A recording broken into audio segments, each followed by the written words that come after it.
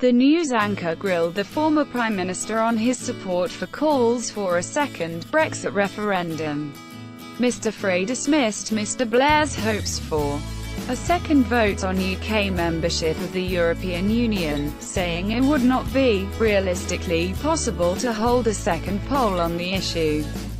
He said, "Realistically, there is not going to be a second referendum. Do you think there's a problem with someone like you, Tony Blair, former Prime Minister, not beloved in the Labour Party at the moment, making this point? Many people see you as the embodiment of the metropolitan elite, against which they voted. You are part of the problem here in making the argument for a second Brexit vote." Mr. Blair argued that his support for a fresh vote stemmed from his experience as PM and claimed Brexit would do much damage to Britain.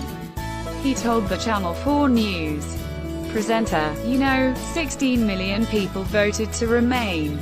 Okay, 17 million voted to leave, but the 16 million cannot all be described as part of the metropolitan elite. The truth is that there are people from the elite on both sides. This is an issue that is so important that, precisely because I've been Prime Minister for 10 years, I can see how much damage this is going to do." The former PM also said he does not think the Labour Party will support the final Brexit agreement the Tory will agree on with Brussels. He continued, "I would be astonished if the Labour Party voted for a Tory Brexit. You get conflicting signals, but that is the one thing that really would split the Labour Party absolutely.